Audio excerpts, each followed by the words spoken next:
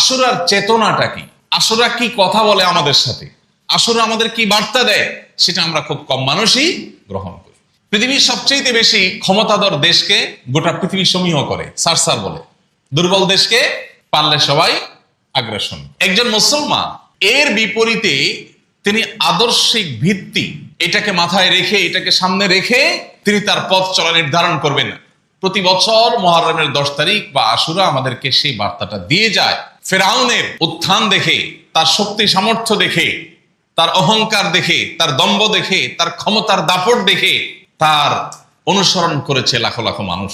কিন্তু আল্লাহ তাআলা তাকে নির্মম ভাবে, সকরুণ ভাবে পানিতে নিমজ্জিত করে তার অনুসারীদেরকে সহ সলিল সমাধি করেছেন। শুধু করেছেন তা নয়, কোরআনে আল্লাহ বলেছেন ওয়াকাযালিকা নুনাজ্জিকা বিবাদানিকা লিতাকুনা লিমান খালফাকা আয়া। হে ফিরআউন, তোমার মতো এরকম পাপিষ্ঠকে, যে নিজেকে খোদা দাবি করে বসে আছো, তোমাকে ধ্বংস করার পর, তোমাকে নিমজ্জিত করে লাঞ্ছিত করে সমুদ্রে শেষ করার পর তোমার এই দেহকে আমি নষ্ট হতে দেব না। তোমার দেহকে আমি টিকিয়ে রাখবো, যাতে করে পৃথিবীতে তোমার পরে যারা আসবে তোমাকে দেখে তারা শিক্ষা গ্রহণ করে। এখন পৃথিবীতে মানুষের লাশ ফ্রিজ আপ করার বহু সিস্টেম আবিষ্কৃত হয়েছে, বের হয়েছে। একটা মানুষ মারা যাওয়ার পর তার লাশ রেখে দেওয়ার মতো বহু উপায় এখন আছে।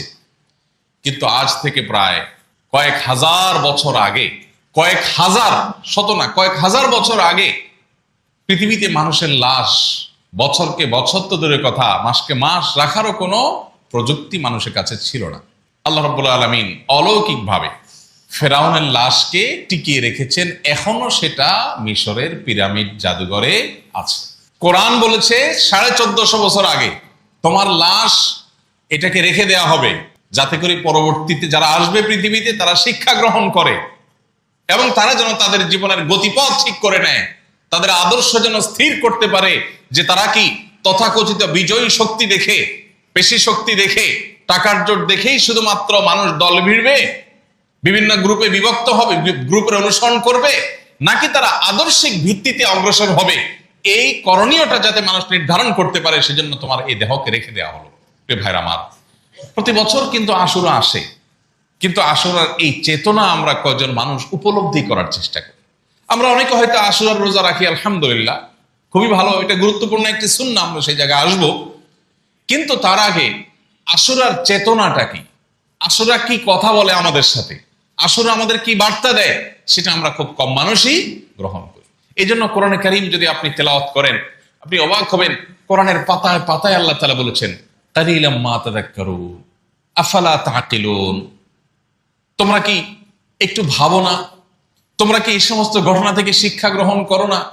তোমাদের খুব অল্প সংখ্যক মানুষ আছে যারা উপদেশ গ্রহণ করে। প্রিয় ভাইরা আমার, অতএব শুধু আশুরার নফল সিয়াম বা সুন্নাহ রোজা রাখাই নয়, আশুরার যে চেতনা আছে, আশুরার যে শিক্ষা আছে, সেটা আমাদের জীবনে ধারণ করতে হবে, আমাদের সমাজে সেটার চর্চা করতে হবে। শুধুমাত্র শক্তি আর পাওয়ার দেখে অগ্রসর হওয়া নয়, আমাদের অগ্রসর হতে হবে কি দেখে? আদর্শ দেখে।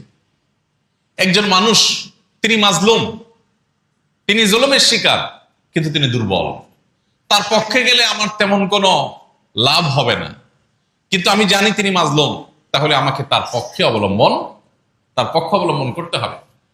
একজন মানুষ, তার অনেক কিছু আছে, তারা সবাই বাহবা করে দেয়, তার মাথায় সবাই তেল দেয়, তাকে সবাই সারসার বলে, তাকে সবাই দাওয়াত করে, আদর করে। যদি আদর্শিক ভিত্তি তার দুর্বল থাকে, তো আপনি তাকে ইগনোর করা হলো আশুরার শিক্ষা।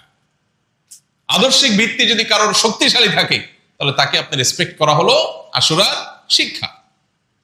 আমাদের সমাজে এক সময় সৎ মানুষের কিছু মূল্য ছিল। একজন স্কুল শিক্ষক রিটায়ারমেন্টে চলে গেছেন, তাকে দেখলে সমাজের সব মানুষ শ্রদ্ধা করত, সম্মান করত। এখন এই সমস্ত সৎ মানুষের কোনো খাওয়া এই সমাজে নেই। বিশাল বাড়ি করেছেন, বিশাল আট্টালিকা করেছেন, অনেক ব্যাংক ব্যালেন্স করেছেন, অনেক ব্যবসা বাণিজ্য করেছেন, সবাই আপনাকে বলবে বাহ বাহ মাশাআল্লাহ, কিন্তু আপনি কিছু করতে পারেন নাই। সরকারি অনেক বড় কর্মকর্তা ছিলেন, যেহেতু 2 নম্বর টাকা কামাই করেন নাই, সৎ ছিলেন, এই জন্য কিছুই করতে পারেন নাই। কোন রকম একটা মাথা গোজার ঠাঁই আছে হয়তো। আপনাকে কেউ দাম দিবে না, পাত্তা দিবে না। আপনি পাওয়ারে আছেন, সবাই আপনাকে জি হুজুর জি হুজুর করবে, পাওয়ারে নাই, আপনারা কেউ বেল দিবে না। এটা একটা অসুস্থ সমাজের চিত্র। এই জন্য এই সমাজ থেকে ভালো মানুষ তৈরি হয় না। প্রত্যেকটা মানুষ দিন দিন অনেক বেশি অপরাধ প্রবণ, অনেক বেশি অন্যায়ের দিকে অগ্রসর হয়ে উঠছে, কারণ সত্যের কোনো মর্যাদা বা মূল্য এই সমাজে নেই। অথচ আল্লাহ রাব্বুল আলামিন মানব ইতিহাসের শুরু থেকে আজও পর্যন্ত সব ক্ষেত্রেই চূড়ান্ত এবং শেষ বিজয় দিয়েছেন সত্যকে, হককে, আর চূড়ান্ত এবং আসল পরাজয় আল্লাহ তাআলা দিয়েছেন বাতিল এবং অসত্যকে। অতএব আমাদেরকে এই শিক্ষাটা, আশুরার এই শিক্ষাটাকে সবসময় ধারণ করতে হবে। আশুরার সর্বশেষ ঘটনা, মুহররমের 10 তারিখের ইসলামের ইতিহাসের সবচেয়ে বড় ঘটনা যেটি কারবালায় ঘটেছে, সেই ঘটনাকেও যদি আমরা অ্যানালাইসিস করি, আপাত দৃষ্টিতে ইয়াজিদ বা তার অনুসারীরা হয়তো মনে করেছে যে তারা বিজয়ী হয়ে গেছে। হোসাইন রাদিয়াল্লাহু তাআলা আনহু সপরিবারে নির্মমভাবে শাহাদাত বরণ করেছেন। বাহ্যিক দৃষ্টিকোণ থেকে মনে হচ্ছে যে তারা পরাজিত হয়ে গেছেন, আর ইয়াজিদ বা তার বাহিনীরা জয়ী হয়ে গেছে, তাদের ক্ষমতা পাকাপোক্ত করতে পেরেছে, তাদের পথের কাঁটা দূর করতে পেরেছে। বাহ্যিক দৃষ্টিকোণ থেকে সেটাই মনে হয়েছে, তাই না? কিন্তু বাস্তবতা কি? আজ তার খুনিরা গোটা পৃথিবীর প্রান্তে প্রান্তরে সবার কাছে ধিকৃত, আর হোসাইন রাদিয়াল্লাহু তাআলা আনহু আজ গোটা পৃথিবীতে সমাদৃত। হোসাইন রাদিয়াল্লাহু তাআলা আনহু সঠিক আদর্শের উপরে থাকার কারণে, অন্যায়ের বিরুদ্ধে বলিষ্ঠ অবস্থান নেওয়ার কারণে, নিজের জীবন পরিবার সবকিছুকে বিসর্জন দেওয়ার কারণে আজ তিনি মরেও অমর হয়ে আছেন। আর তখন সাময়িক বিজয় পাওয়া ইয়াজিদ এবং তার বাহিনীরা আজ সারা পৃথিবীর মানুষের কাছে চিরঘৃণিত হয়ে আছে। প্রিয় ভাইরা আমার, এই জন্য পৃথিবীর বহু বিজয়ের পেছনে লুকায়িত থাকে অনেক পরাজয়, আবার অনেক পরাজয়ের পেছনে লুকায়িত থাকে অনেক বিজয়ের আনন্দময় ইতিহাস। এই জন্য ইমানদার বাহ্যিক জয় পরাজয়ের চাইতে তার আদর্শিক অবস্থানকে সবচেয়ে বেশি গুরুত্ব আরোপ করবে। এটাই হলো মুহররমের 10 তারিখ বা আশুরার অন্যতম বড় একটা শিক্ষা। আল্লাহ তাআলা আমাদেরকে সেই শিক্ষাকে ধারণ করার, গ্রহণ করার, চর্চা করার তৌফিক দান করুন। আবু হুরায়রা রাদিয়াল্লাহু তাআলা বর্ণিত বুখারী মুসলিমের হাদিসে নবী করিম সাল্লাল্লাহু আলাইহি সাল্লাম থেকে বর্ণিত হয়েছে যে তিনি যখন মদিনায় এসেছেন, মদিনায় আগমন করার পর মদিনার ইহুদিরা প্রিয় নবী সাল্লাল্লাহু আলাইহি সাল্লাম আগমনের পর দেখতে পেলেন যে তারা আশুরার দিনটিতে বিশেষ গুরুত্বের সাথে রোজা রাখে। তখন তিনি তাদেরকে এই দিনের রোজা রাখার বিশেষ গুরুত্বারোপের কারণ জানতে চাইলেন, যে তোমরা এই দিনে কেন বিশেষভাবে রোজা রাখো? তখন তারা বলল যে এটা এমন একটা দিন, জাহাদা ইয়ামুন আযীম, এটা একটা বিশাল বড় দিন।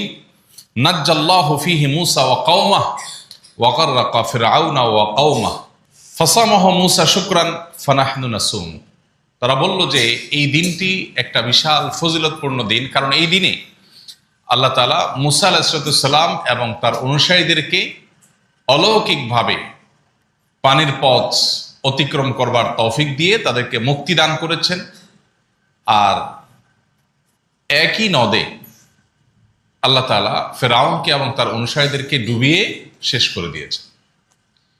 এই যে আল্লাহ তাআলা সত্যের বিজয় এবং বাতিলের পরাজয়ের এই ঐতিহাসিক ঘটনার সৃষ্টি করেছেন, সেজন্য আল্লাহর কাছে শুকরিয়া আদায় করে মূসা আলাইহিস সালাম রোজা রেখেছেন। আমরাও তার অনুকরণে, তার অনুসরণে রোজা রাখি। তখন নবী করিম সাল্লাল্লাহু আলাইহি ওয়াসাল্লাম বলেছেন, ফানাহনু আহাক্কু বিমূসা মিনকুম ফাসামাহু রাসূলুল্লাহ সাল্লাল্লাহু আলাইহি ওয়াসাল্লাম ওয়া আমারা বিসিয়ামি। এরপর নবী সাল্লাল্লাহু আলাইহি ওয়াসাল্লাম বললেন, তোমরা মূসা আলাইহিস সালামের অনুসরণের ব্যাপারে যতটা সিরিয়াস, বা মূসা আলাইহিস সালামের অনুসারী দাবিদার হিসাবে তোমরা যতটা সত্যিকারের অনুসারী, আমরা তার চেয়ে বেশি। সো আমরা এই দিনটিকে আরো বিশেষ গুরুত্বের সাথে রোজা রাখবো। এরপর নবী সাল্লাল্লাহু আলাইহি ওয়াসাল্লাম এই দিন রোজা রাখবেন। এই ঘটনা কম বেশি আমরা সবাই জানি, ইতিপূর্বে আমরা হয়তো অনেকেই বারবার শুনেছি। এর বাইরেও আশুরার এই দিনটিতে, মুহররমের এই দিনটিতে ঐতিহাসিক অনেক ঘটনা ঘটেছে। এর মধ্যে অনেক ঘটনা বিভিন্ন বর্ণনায় উঠে এসেছে, সেগুলো বিশুদ্ধ সূত্রে বর্ণিত হয়েছে। আবার অনেক ঘটনা বিশুদ্ধ সূত্রে বর্ণিত হয়নি, সেগুলোর বর্ণনা নিয়ে নানান আপত্তি আছে। এই দিনের সর্বশেষ ইসলামের ইতিহাসের বড় ঘটনা হলো 61 হিজরিতে কারবালার ময়দানে ঘটে যাওয়া ঘটনা, যেখানে প্রিয় নবী সাল্লাল্লাহু আলাইহি সাল্লামের প্রিয় কলিজার টুকরা দৌহিত্র হোসেন রাদিয়াল্লাহু তাআলা আনহু সপরিবারে ইয়াজিদের মতো নিষ্ঠুর, জালেম, পাপিষ্ঠ, খুনি এবং তার অনুসারীদের হাতে নির্মমভাবে শাহাদাত বরণ করেছে। অর্থাৎ যেই দিনটি আসলে ঐতিহাসিকভাবে একটি আনন্দের দিন ছিল, একটি বিজয়ের দিন ছিল, নবী সাল্লাল্লাহু আলাইহি সাল্লামের দুনিয়া থেকে বিয়োগের পর 61 হিজরি সনে ইরাকের কারবালা নামক জায়গায় সেই দিনটিতে একটি বেদনাদায়ক ঘটনাও ঘটে গেছে। অর্থাৎ একটা ঐতিহাসিক বিজয় দিনে একটি বেদনাবিদুর ঘটনাও ঘটে গেছে। এ হলো মুহররম এর 10 তারিখ তথা আশুরার একেবারে সংক্ষিপ্ত তাৎপর্যের কারণ। কারবালার এই ঘটনা যেটি 61 হিজরি সনে ঘটেছে, এই ঘটনার কারণে গোটা পৃথিবীতে এমন কোনো মুসলমান থাকতে পারে না যে মুসলমান ব্যথিত নয়, যে মুসলমানের হৃদয়ে রক্তক্ষরণ হওয়ার কথা নয়। যে হাসান হোসেন রাদিয়াল্লাহু তাআলা আনহুমাকে নবী করিম সাল্লাল্লাহু আলাইহি সাল্লাম নিজের নাতি হিসেবে, জান্নাতি যুবকদের সর্দার হিসেবে, বহু কল্যাণের অগ্রদূত হিসেবে নবী করিম সাল্লাল্লাহু আলাইহি সাল্লাম যাদেরকে অনেক স্নেহ করতেন, মমতা দিতেন, আদর করতেন, যাদের বিভিন্ন মর্যাদা বর্ণনা রয়েছে, তাদেরকে যদি কোনো জালিম, কোনো ক্ষমতালোভী, কোনো পাপিষ্ঠ, কোনো ফ্যাসিস্ট যদি নির্মমভাবে সপরিবারে হত্যা করে, খুন করে, তাহলে সেই